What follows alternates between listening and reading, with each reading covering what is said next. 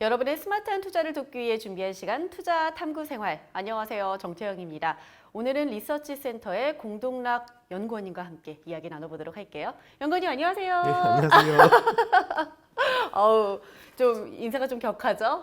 연습 많이 했습니다. 아, 정말요? 감사합니다. 오늘은 이 인플레이션, 예, 예.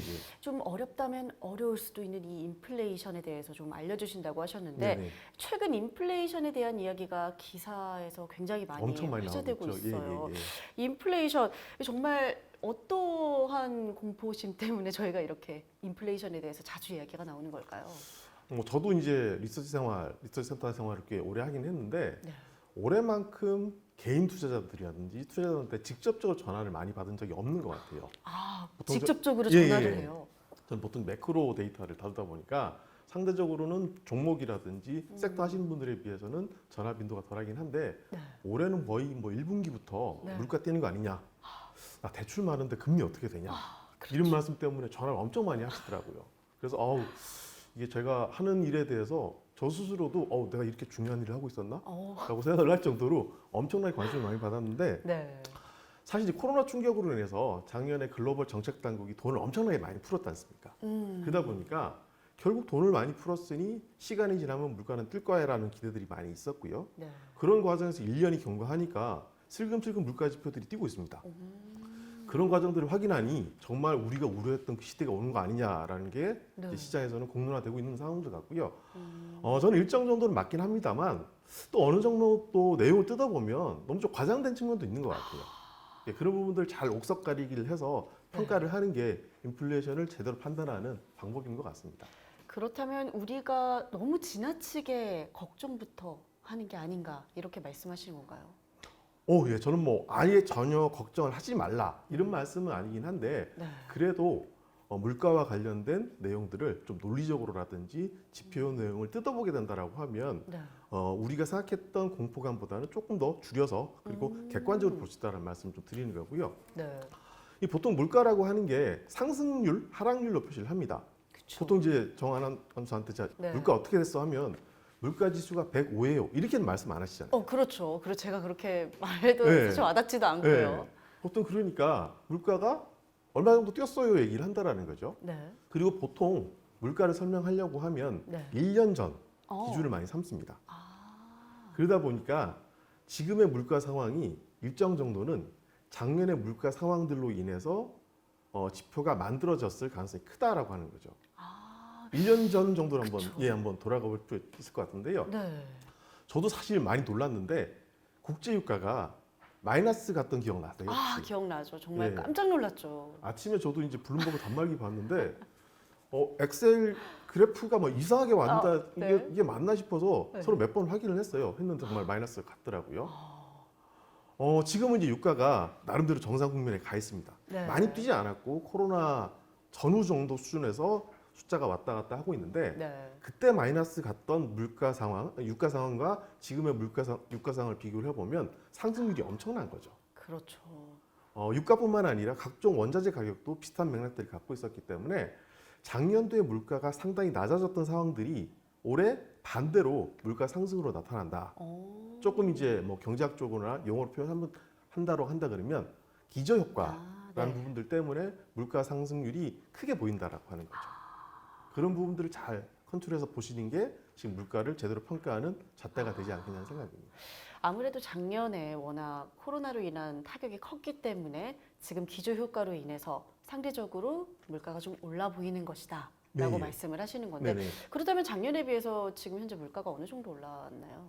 일단 미국 같은 경우에는 최근에 발표된 소비자 물가 상승률이 4.2% 기록을 했고요. 아, 네. 4.2니까 엄청나게 높은 숫자죠. 네. 우리나라도 대략 우리나라 한국은행의 물가 목표치가 2%인데 2.3% 정도 나왔기 때문에 분명히 물가 숫자로만 보게 된다라고 하면 엄청나게 큰 숫자라고 보실 수 있을 것 같아요. 와, 기존이 2%인데 네네. 이게 미국 같은 경우에는 4%까지 나왔고 그렇죠, 우리나라 같은 경우 2.3%. 예, 예. 그런데 이제 물가는 그렇게 올랐지만 사실 그 소비자 입장에서 3%, 4% 이제 물가가 좀 상승했다는 건 좀 많이 타격이 오지 않을까요? 당연히 그렇게 있다고 보긴 하는데요. 네. 아마 물가 상승의 원인도 중요한 것 같아요. 보통 이제 물가 상승의 원인을 두 가지로 구분을 하는데 네. 공급 측면에서 무슨 변화가 생겨서 물가가 뛰는 경우도 있고요. 네. 수요가 엄청나게 과열돼 가지고 오. 그걸로 인해서 물가가 뛰는 경우들이 있습니다. 보통 이제 가장 정책 당국이라든지 금융시장을 볼 때도 우려하는 부분들이 네. 수요가 너무 과열돼 가지고 물가가 뛰는 부분들 다 우려를 하는 부분들인데요. 네. 아마 저희 이렇게 말씀을 드릴 수 있을 것 같아요. 작년에 이제 코로나 충격으로 해서 각종 경제 지표들이 많이 망가졌죠. 네. 망가졌고 그랬죠. 소비 지표는 엄청나게 떨어졌습니다. 제가 그래프를 그려보면 네. 앞선 지표들을 완전히 오징어를 만들 정도로 네. 막대 그래프가 큰 폭으로 꺼지는 국면들이 나타났거든요. 오. 그러고 나서 1년이 경과했으니까 네. 이제 지표들이 막 회복이 됩니다. 그렇죠. 회복되는데 회복되는 폭이 또 꺼지는 만큼 엄청나게 큰 거죠. 보통 이거를 이제 펜트업 소비 내지는 보상 소비, 보복 소비라는 표현을 많이 쓰시긴 오. 하는데 네. 지금 이제 물가가 뛰는 요인들을 상당 부분 설명해 보려고 하면 네. 보복 소비나 보상 소비로 인해서 많이 뛴다라고 표현을 많이 하시거든요. 그렇죠. 그러면 수요가 늘어났기 때문에 네. 그걸로 인해서 물가가 뛰었으니 우려해야 되는 거 아니냐라고 말씀 많이 하시는데 네. 말 그대로 보상 소비다 보니까 네. 지속 가능한 부분들에 대해서는 의심이 있다라는 겁니다. 아마 이 충격이 끝나고 나면 네. 제가 생각하기에는 지표가 어느 정도 안정될 거로 보고 있고요. 이렇게 급등하는 소비 여건들을 공급이 따라가지 못하기 때문에 엄밀히 따지면 지금의 물가 상승은 수요가 과열돼서 나타나는 측면들보다는 수요가 상당히 변화 요인들이 큰 이벤트로 인해서 왜곡이 됐고 그런 왜곡되는 수요를 따라가지 못하는 공급 측면의 요인들이 크기 때문에 네. 엄밀히 따지면 공급 측면의 인플레이션에 대한 우려가 크다라고 저는 평가를 할 수 있을 것 같습니다. 그렇군요. 사실 사람들이 코로나로 인해서 많은 활동들을 하지 못했다가 예, 예. 요새 이제 백화점에서도 줄을 많이 서고 하는 저 것처럼. 지난주 줄 섰습니다. 아 정말요? 아 그랬군요. 예. 보복 뭐 소비를 한다고 말하는 것처럼 예. 그것 때문에 인플레이션이 일시적으로 보여지는 거기 때문에 크게 우려하지 않아도 된다라고 말씀을 하셨지만 사실 뭔가 인플레이션이 생겼을 때 어떤 누군가가 이제 통제를 하거나 제어를 하잖아요. 예, 그렇습니다. 예. 그럴 때는 또 이제 어떤 기관에서 통제를 하는지 어떻게 되는지도 궁금해요. 여기서 광고 말씀드리겠는데요. 네. 주유소. 아 주유소. 그 세 주유소, 분. 예, 예. 네, 캠이 너무 좋으시더라고요. 아우, 모르신 분처럼 말씀하시네요. 주유소에서 네. 저 기억이 나는데 네. 미국의 연방준비제도 그래서 연준이라는 네. 코를 한번 만든 적이 있는데 표현을 엄청나게 잘하셨더라고요. 네. 연준은 네. 미국의 중앙은행이긴 하지만 글로벌 전반적으로 중앙은행의 탑 클래스에 있기 때문에 네. 연준이 돈줄을 쥐었다 풀었다 한다 그러면 글로벌 금융시장이 왔다 갔다 할 수 있다. 그렇죠. 그런 표현을 많이 하셨는데요. 보통 중앙은행이 물가가 이제 과열된다, 많이 네. 뜬다라고 하면 돈줄을 죄는 행위들을 하겠죠. 그렇죠. 사실은 중앙은행도 지금의 과열한 부분들에 대해서는 정리가 안 된 것 같아요. 아직까지. 예, 논리적으로 추정을 해본다라고 하면 제가 네. 말씀드렸던 것처럼 지금의 소비 여건이라든지 지표 여건들이 워낙 눌렸던 게 튀는 국면들이기 때문에 네. 당연히 물가도 일시적으로 뛴다라고 보는 게 타당하지 않겠냐라고 평가를 하고 계신 것 같고요. 연준에서도 계속 그런 말씀 하시거든요. 네. 지금의 물가 상황은 작년에 낮은 물가에 따른 기저효과의 기저효과다. 반영이 큰 것 같고 그렇다고 한다 그러면 지금의 물가 상황은 지속하다고 볼 수 없다라고 표현을 하고 계시거든요. 아마 그런 차원에서 연준은 계속해서 물가 상황들 예의주시하면서 평가를 하실 텐데 네. 지금의 논조가 당장 크게 달라진 것 같지는 않습니다. 그렇군요. 사실 작년에 미국에서 어마어마한 그 부양책을 예, 그렇죠. 예, 예. 정말 천문학적인 숫자의 부양책을 했기 때문에 예. 그 뭐 유동성이 굉장히 많이 늘어났죠. 네. 예, 예. 그걸 또 회수를 해야 이 연준 입장에서 또 물가를 또 안정시키는 입장이지 않을까 하는 것 때문에 저희가 굉장히 그렇죠. 우려를 사실- 많이 하는 거거든요. 사실 그 우려 때문에 금융시장이 더 이제 긴장을 많이 하고 있는 것 같고요. 네. 유동성을 많이 풀어놨으니 언젠가는 회수를 해야 할 겁니다. 보통 이제 중앙은행들이 조금 본인들 입장에서는 좀 불편한 별명들이 있어요. 이른바 파티의 흥을 깨는 사람 그래서 파티 푸퍼란 명칭이 있는데요. 파티에 흥을 깨는 사람. 예. 네. 항상 이제 경제가 과열되거나 조금 이제 파티에 흥이 난다고 하면 네. 누군가는 뒷정리를 좀 해줘야 되잖아요. 참 먹고 있는데 잔치 우는 사람들. 그렇죠. 슬쩍 가서 이제 파티에 흥을 깨는 사람들이 있기 때문에 보통 이제 파티 푸퍼라는 명칭은 중앙은행에 계신 분들 같은 경우는 자랑스럽게 생각하시기도 하고요. 네. 반대로는 우리가 그런 명칭까지 받아야 되냐라고 하는 좀 자조 섞인 멘트도 많이 하시더라고요. 악역을 담당하시는 거죠. 그렇죠. 예. 이렇게 이제 판을 깬다, 이렇게 예, 예. 파티의 분위기를 조금 깨시는 예, 예. 중앙은행의 그 행동들이 예. 개미들 같은 경우 그렇죠. 예. 굉장히 싫어할 것 같아요. 당연히 그렇죠. 항상 이제 막 흥이 올라 있는데 네, 자 그만 불 끄겠습니다라고 하면 아니면 잔치고 있으면 아무도 좋아하지 않다는 거죠. 그렇죠. 당연히 중앙은행도 그런 상황들을 알고 있다 보니까 네. 본인들 나름대로는 네. 행동할 수 있는 가이드라인이 있습니다. 가이드라인이요? 예, 예. 그게 이제 물가라고 하는 거죠. 물가가 일정한 수준을 벗어나게 된다라고 하면 네. 우리는 치울 수 있습니다라는 것들을 사전적으로 명문화시키거나 네. 경제 주체들한테 인지를 시키시는 거죠. 그렇군요. 이렇게 잔을 치울 때 명분이 있어야 또 예, 잔을 예, 예. 치우고 10시까지 우리 사회적 거리두기 그렇죠, 그렇죠. 하니까 예, 예. 가야 돼라고 예. 하면서 예. 어떠한 그런 가이드라인이 있다는 말씀이시네요. 네, 그렇죠. 예, 예. 그렇군요. 그 가이드라인 같은 경우 어떤 가이드라인인지 알 수 있을까요? 보통 이제 물가 목표제라고 그래서 네. 뭐 전 세계 중앙은행들이 상당수 중앙은행들이 그 목표제를 채택을 하고 있고 네. 뭐 심지어 중앙은행의 법률이라든지 규정에도 명문화시키는 조직도 있습니다.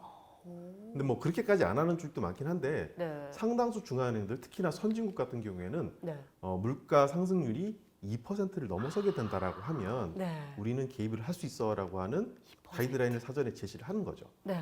우리나라 한국은행도 네. 물가 목표제 숫자가 2%입니다. 2%라고 말씀을 하셨는데 네네. 아까 앞서 미국이 4.2%라고 예. 말씀을 해주셨어요. 정말 무서우시죠? 네. 그렇다면 지금 당장 금리를 올리는 건 아닌가요? 예, 당연히 그런 우려 하실 수 있을 것 같은데요. 네. 아마 거기도 안전장치가 있습니다. 특히나 지금 이제 평균 물가제라 그래서 네. AIT라고 표현을 하는 건데 네. 평균 물가제가 작년 여름부터 이제 채택이 돼서 시행을 하고 있는데요. 물가가 지금 높게 나온다고 하더라도 네. 제가 아까 말씀드렸던 것처럼 지금의 물가 상황이라고 하는 게 작년에 낮아졌던 물가로 인해서 만들어졌던 요인이라고 한다 그러면 어느 정도 융통성을 발휘해야 된다는 거죠. 그렇죠. 그러니까 지금 물가 설사 2%가 높게 나온다고 2% 이상 높게 나온다고 하더라도 작년 재작년에 물가가 수준을 좀 낮게 나왔다라고 한다 그러면 평균에서 보자라고 하는 거죠.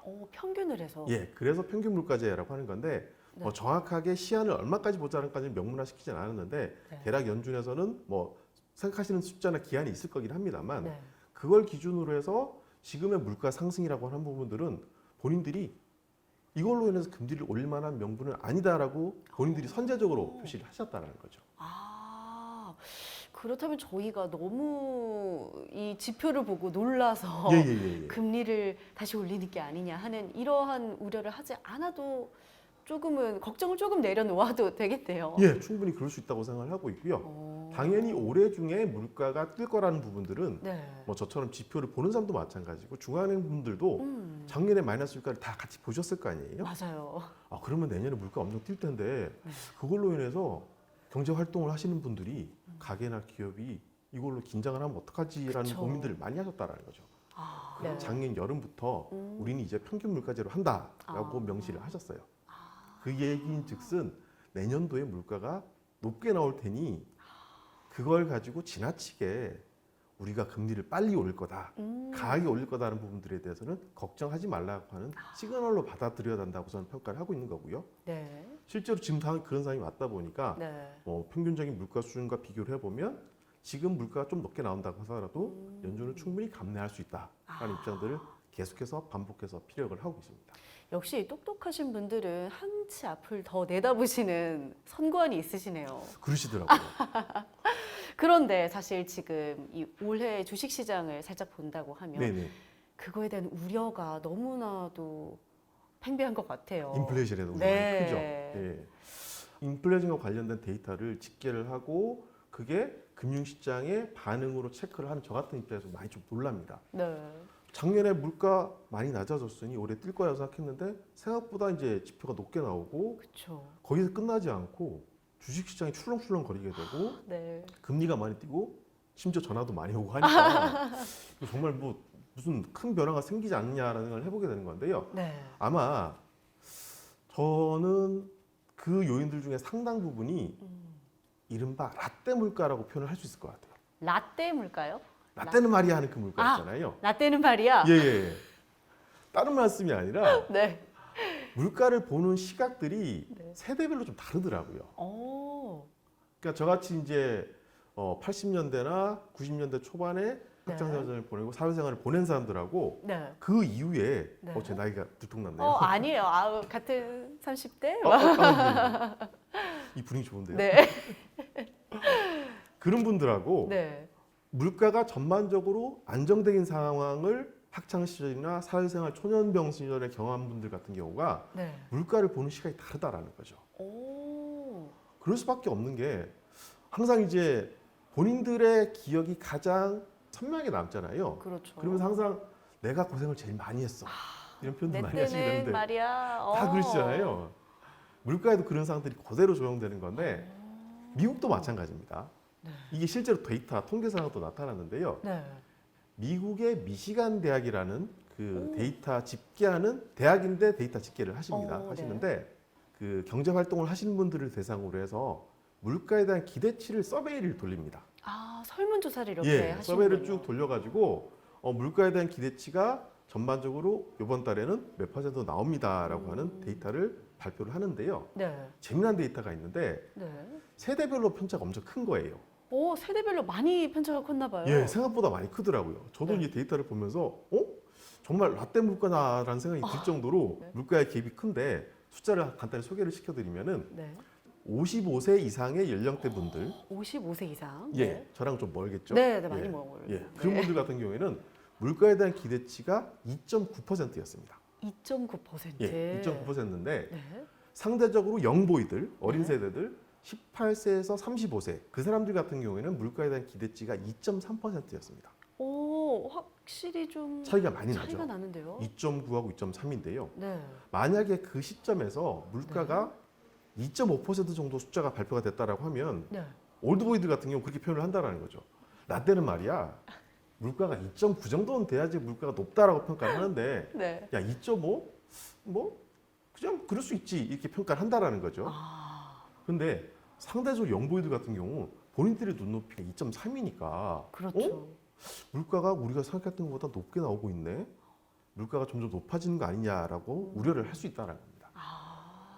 근데 점점 이제 영보이들의 사회 진출이라든지 금융시장에서 참여 비중이 높아진다라고 가정을 해보게 된다라고 하면 네. 그런 분들의 생각들이라든지 그런 분들의 감성들이 네. 곧바로 경제 활동이라든지 경제 지표에 반응하는 것들로 바로 표현이 직결되죠. 되게 된다라고 한다 그러면 생각보다는 물가가 일시적이고 지속적으로 뛰지 않을 거라는 명제는 분명해 보이긴 하지만 뭐 신선한 충격 내지는 일정 정도 공포감도 형성할 수 있다라는 겁니다.